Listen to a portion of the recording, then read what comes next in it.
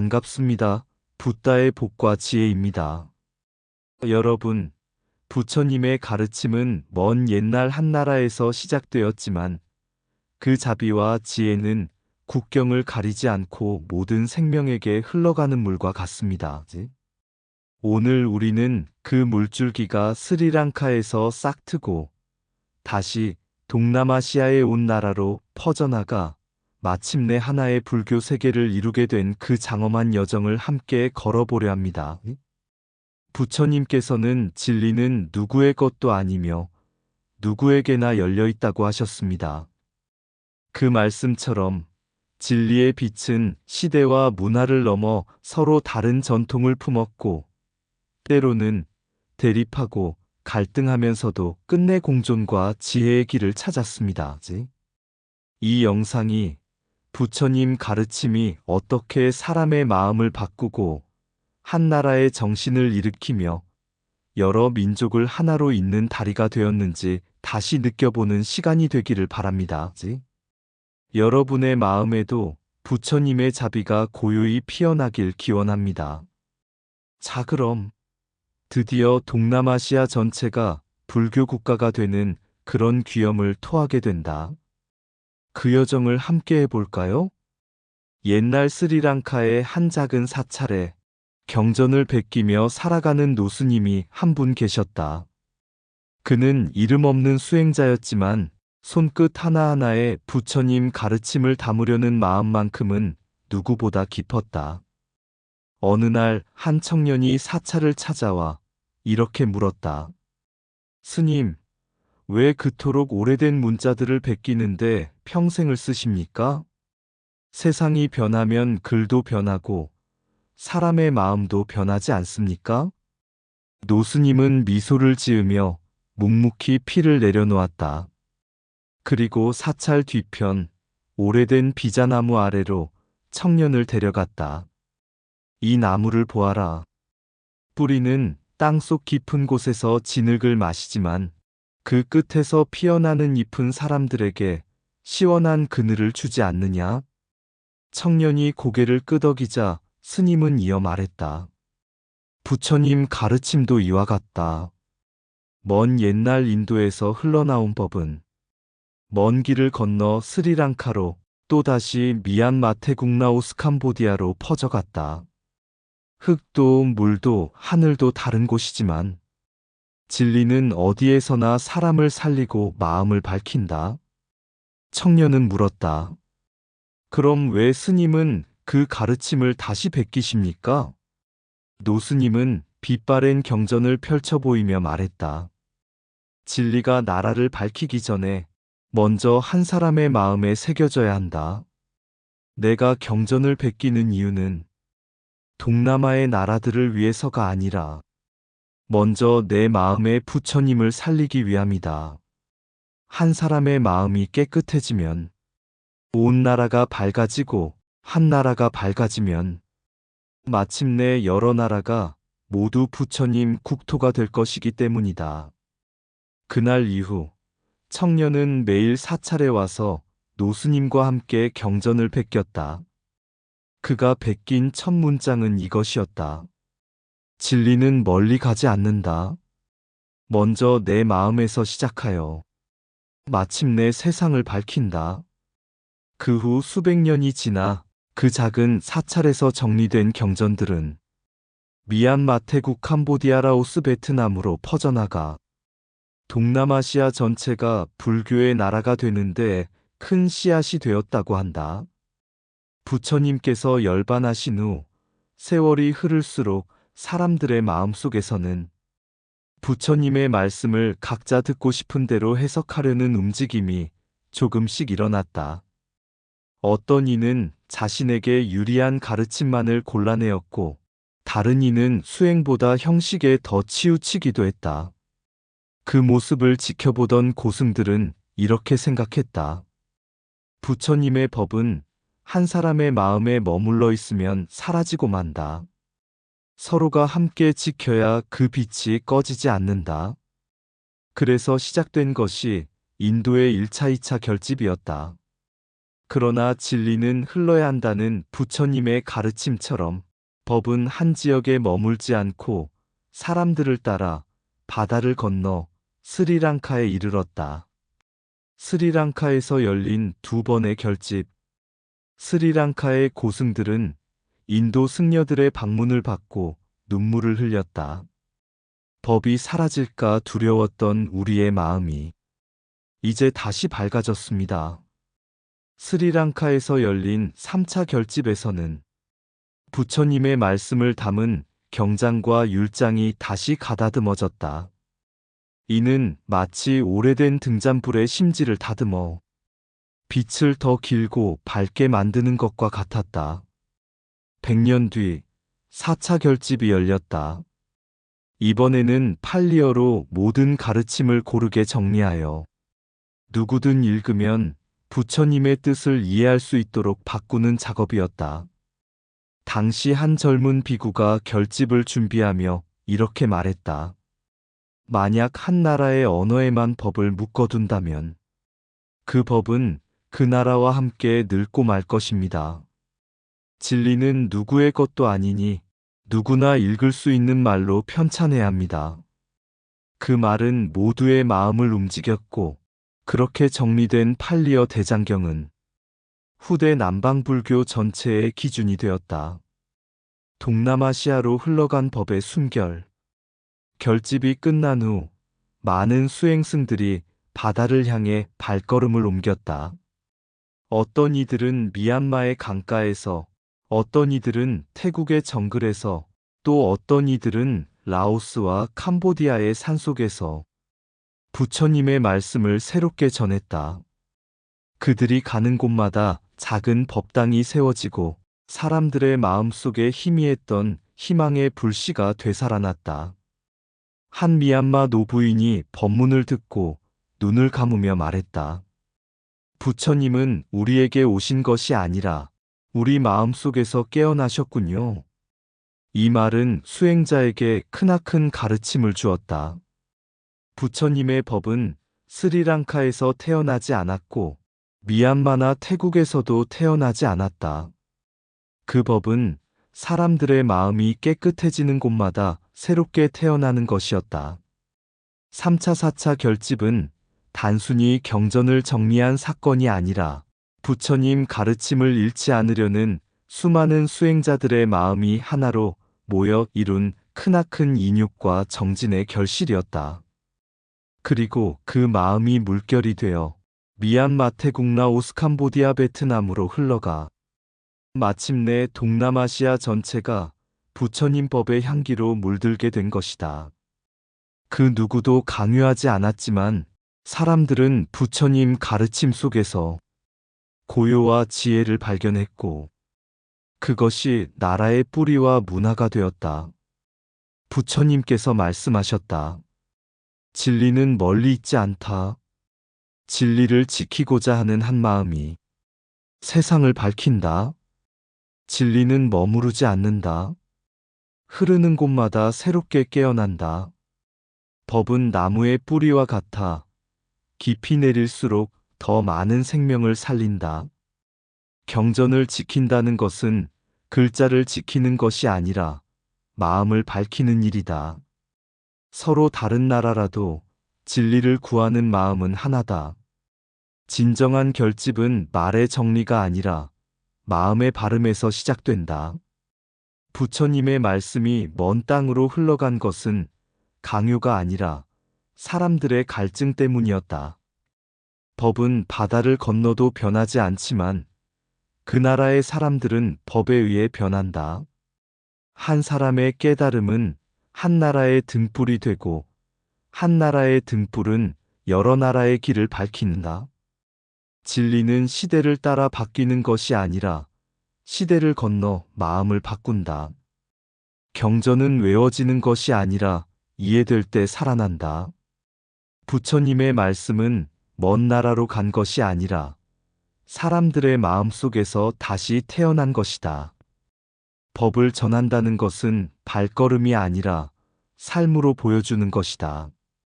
지혜는 누가 강요해서 피는 것이 아니라 스스로 빛을 찾을 때 피어난다. 한 줄의 경전이라도 참되게 실천하면 그것이 곧 보배로운 대장경이다.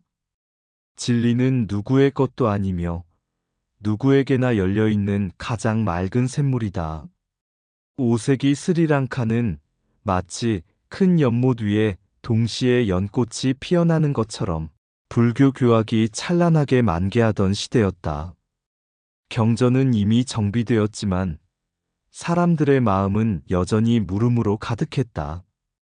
이 말씀의 깊은 뜻은 무엇인가? 부처님은 왜 이 표현을 쓰셨을까? 그 물음에 답하기 위해 수많은 고승들이 모여 부처님 가르침을 한 줄 한 줄 밝혀내기 시작했다. 이렇게 시작된 것이 스리랑카 주석서의 황금기였다. 주석서의 시대 말씀의 두께를 더하다. 한 고승은 후학들에게 이렇게 말했다. 경전은 불씨와 같다. 불씨만 있어도 따뜻할 수는 있지만 장작을 더해야 사람들을 오래 따뜻하게 할 수 있다. 주석은 그 장작과 같은 것이다. 주석서들은 경전의 숨은 뜻을 밝혔고 그 시대의 수행자들은 경전 한 구절에서도 수십 가지의 의미를 찾아내며 지혜를 쌓아갔다.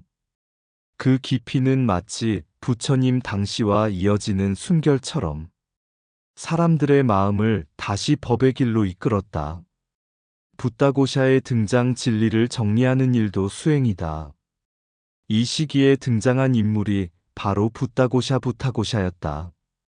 그는 많은 사찰을 방문하며 주석을 검토하고 팔리어 문장들을 정리하고 새롭게 다듬었다.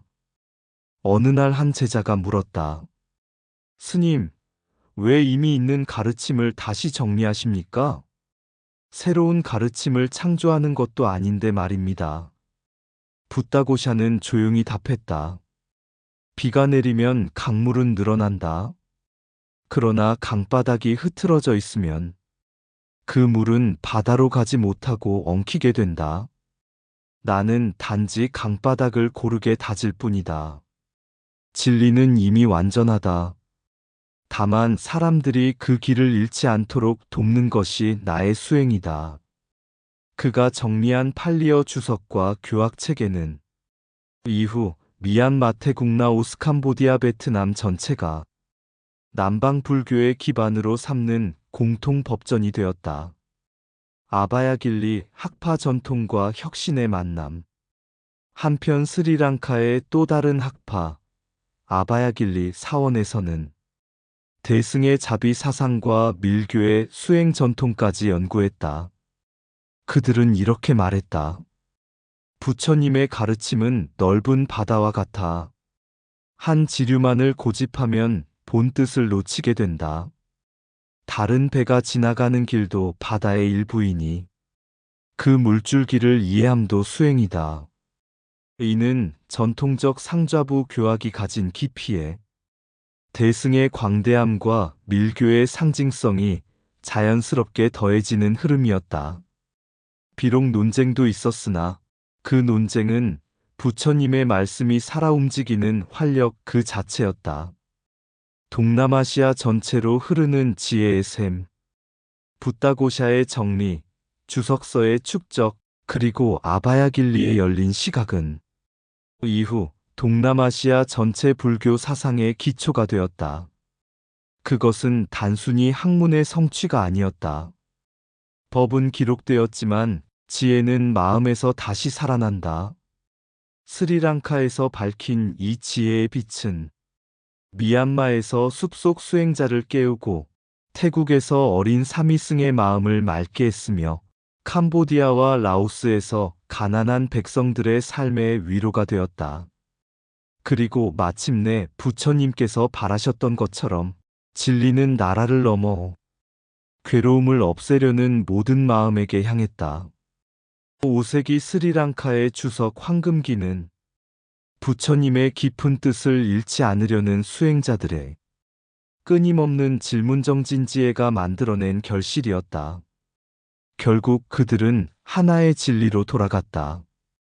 부처님의 말씀을 밝히는 일은 새로운 가르침을 만드는 것이 아니라 본래 갖추어진 지혜를 다시 드러내는 일이다. 그 깨달음이 바로 오늘날 동남아 전체 불교를 떠받치는 큰 뿌리가 되었다. 진리는 언어를 빌려 드러나지만 언어에 갇히지 않는다. 아는 것을 정리하는 일은 마음을 닦는 또 하나의 수행이다.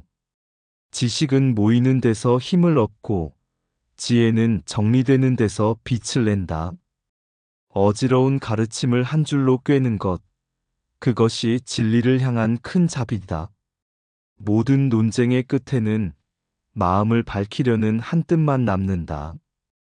과거의 가르침을 오늘 다시 밝히는 자가 미래의 수행자를 만든다.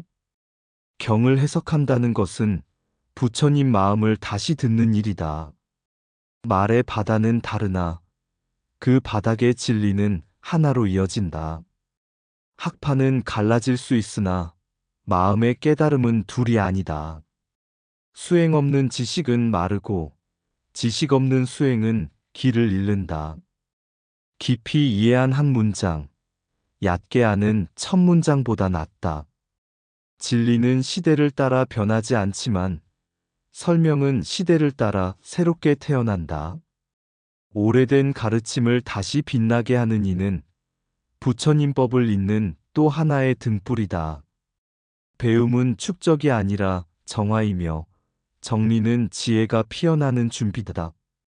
경전은 문자이지만 깨달음은 무문에서 열린다. 둘이면서 하나였던 섬의 두 흐름.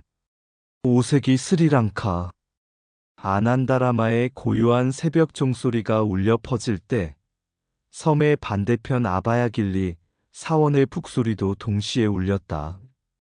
종과 북, 서로 다른 소리처럼 들리지만 섬의 사람들은 그것을 부처님께 올리는 두 길의 숨결이라고 불렀다.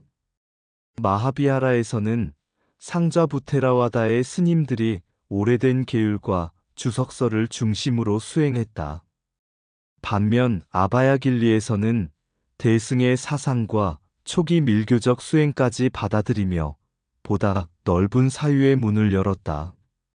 두 곳의 스님들은 가르침을 논할 때마다 자주 의견이 갈렸다. 해탈의 길은 단순하고 곧아야 한다. 보살의 자비는 한 사람의 깨달음을 넘어 모든 중생에게 미쳐야 한다. 논쟁은 때로는 뜨겁고 때로는 조용한 침묵으로 이어졌다. 그러나 그 논쟁은 분열이 아니라 탐구였다. 서로를 부정하려는 것이 아니라 진리를 더 깊이 파고들기 위한 하나의 과정이었다. 전해지는 이야기로 어느 날 두 사원의 대표 스님들이 해안가 절벽에서 만나 논쟁을 벌였다. 이를 지켜보던 노장로 사리불전해지는 이름으로 실제 인물과는 관련 없음이 이렇게 말했다고 한다. 두 개의 강이 서로 다른 물빛을 지녔다고 해서 바다에 들어가 다른 맛을 내는 것이 아니다. 그 말에 두 스님은 잠시 침묵했다. 논쟁은 사라지지 않았지만 그 순간 마음속에 한 가지 깨달음이 싹 텄다. 세월이 흐르면서 두 사원은 서로 많은 영향을 주고받았다.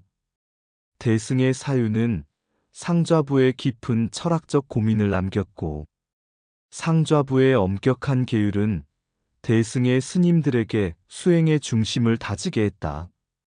비록 두 전통은 같은 사찰에서 살지 않았고 같은 강단을 쓰지 않았지만 하나의 섬에서 함께 살아가며 나는 옳고 너는 틀리다는 분별을 넘어서기 시작했다. 그렇게 700년 동안 두 흐름은 긴장 속에서도 공존했고 이 공존은 오히려 스리랑카 불교를 더 강하고 깊은 뿌리로 만들었다. 그리고 마침내 12세기 이후 스리랑카에서는 상좌부가 중심 전통으로 정착했다. 그 이유는 다른 사상을 배제해서가 아니라 긴 세월 동안 양쪽 사상이 부딪히고 배워가며 다져놓은 튼튼한 토대가 있었기 때문이었다. 그 기반 위에서 테라와다 불교는 태국, 미얀마, 라오스, 캄보디아 등 동남아시아 전역의 국가 불교로 자리 잡게 되었다. 그 길을 가능하게 했던 것은 대승과 상좌부의 대립이 아니라 그 대립 속에서 피어난 공존의 지혜였다. 옛 기록에는 마지막으로 이렇게 적혀 있다. 부처님께서 바라신 길은 하나였으나 중생의 발걸음은 다양하였다. 그러나 발걸음이 다르다 하여 목적지가 달라지는 것은 아니다. 스리랑카의 700년은 다름 속에서 하나를 찾는 여정, 견해 속에서 지혜를 찾는 과정이었다. 그리고 그것은 오늘을 살아가는 우리에게도 말한다. 다름을 두려워하지 말라. 다름을 통해 진리를 더욱 환히 볼 수 있다. 다른 길을 걷는다 해서 목적지가 달라지는 것은 아니다. 진리는 하나의 빛이다. 견해가 다를수록 지혜는 더 깊어진다. 충돌은 깨달음의 문을 두드리는 손길이다. 두 강은 서로 다른 색을 지녀도 바다에 이르면 같은 염도를 지닌다. 법도 그렇다. 대립은 때로 더 큰 진리를 드러내는 거울이다. 하나는 둘에서 피어나고 둘은 하나로 돌아간다. 이것이 부처님 가르침의 원리다다. 분별은 마음을 가르고 공존은 마음을 넓힌다. 나의 견해가 옳다고 집착하는 순간 진리는 내 곁을 떠난다. 다름을 포용할 때 비로소 깊은 수행의 뿌리가 자란다. 논쟁은 이기기 위한 것이 아니라 진리에 더 가까이 가기 위한 발걸음이다. 법은 하나가 아니고 깨달음에 이르는 길 또한 하나가 아니다. 그러나 도착지는 같다. 상좌부의 엄격함과 대승의 자비가 만날 때 수행의 길은 더욱 넓어진다. 다른 수행을 존중하는 것은 내가 걷는 길을 더욱 밝히는 일이다. 대립이 없었다면 성장도 없었고, 공존이 없었다면 전승도 없었을 것이다. 부처님께서 가르치신 것은 분쟁이 아니라 분쟁을 넘어서는 지혜였다. 둘을 인정할 때 하나가 드러난다. 이것이 공의 마음이다. 스리랑카의 긴 역사 속에서 상좌부와 대승은 마치 다른 빛깔의 두 등불처럼 흔들리며 함께 서 있었다. 하나는 계율을 굳건히 지키며 길을 밝히는 흰빛의 등불이었고, 다른 하나는 자비와 방편을 넓게 품어 세상을 비추는 붉은 빛의 등불이었다. 두 등불은 때로는 자기 빛이 더 밝다고 말하며 서로를 견주었고, 때로는 다름을 이해하지 못해 그림자를 만들기도 했다. 그러나 세월이 흐르며 사람들은 깨달았다. 그림자를 만든 것은 등불이 아니라 나의 집착이었다. 눈을 들면 멀리 바다는 고요했고, 그 바다로 흘러들어가는 모든 강은 흐르는 길만 다를 뿐 도달하는 곳은 같았다. 700년의 대립은 진리를 가르기 위한 싸움이 아니라 진리를 더 깊이 이해하기 위한 숙성의 시간이었고, 700년의 공존은 서로를 지우지 않기 위해 참고 견뎌낸 것이 아니라 서로의 부족함을 채워 완전함을 향해 걸어간 과정이었다. 그 긴 여정을 지나 스리랑카는 마침내 더 넓은 마음을 갖게 되었다. 그리고 그 마음을 품은 테라와다의 전통은 태국으로, 미얀마로, 라오스로, 캄보디아로 번져 동남아시아 전체를 하나의 불교 세계로 묶는 큰 강물이 되었다. 마지막으로 예스님들은 이렇게 말한다. 진리는 싸움으로 크게 되지 않고 다름을 껴안아 더욱 깊어진다. 오늘을 사는 우리도 그 말을 마음에 새길 수 있다. 내 생각이 다르고 남의 길이 다르다 해도 우리가 향하는 곳이 고통의 소멸과 지혜의 빛이라면 모두가 같은 바다로 가는 강물일 것이다. 그리하여 부처님께서 설하신 일체유심조의 뜻처럼 우리 마음이 열리면 세상은 넓어지고 우리 마음이 조화로울 때 진리는 더욱 밝아진다. 700년의 등불. 두 개의 등불이 있었다. 하나는 계율의 바람에 흔들리고 하나는 자비의 물결에 반짝였다. 흰 빛은 말한다. 바르게 걷는 길이 곧 진리다. 붉은 빛은 말한다. 널리 품는 마음이 곧 깨달음이다. 때로는 서로의 빛이 너무 강해 그림자가 길게 드리워졌고, 때로는 서로의 빛이 너무 약해 밤길을 환히 비추지 못하기도 했다. 그러나 세월이 긴 강처럼 흐르자 등불은 깨달았다. 빛은 다르나 어둠을 걷어내는 뜻은 같다. 그리하여 두 등불은 나란히 놓였다. 한쪽은 길을 곱게 비추고 한쪽은 마음을 넓게 밝혀 서로 비추며 밤을 건넜다. 그 빛은 바다를 건너 스리랑카에서 미얀마로, 미얀마에서 태국 라오스 캄보디아로 숨결처럼 퍼져나갔고 마침내 동남아의 땅 위에 하나의 큰 호흡이 자리했다. 그것은 대립의 끝도 승리의 결말도 아니었다. 그저 부처님께서 미소 지으실 만한 조화의 순간이었다. 이제 우리는 안다. 진리는 둘이 아니고 길은 다르나 도착점은 하나라는 것을. 오늘도 두 개의 등불은 고요히 함께 밝힌다.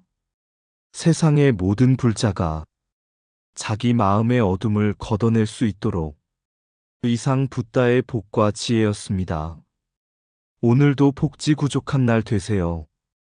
구독과 좋아요는 붓다의 복과 지혜를 밝히는 큰 자비의 등불이 됩니다.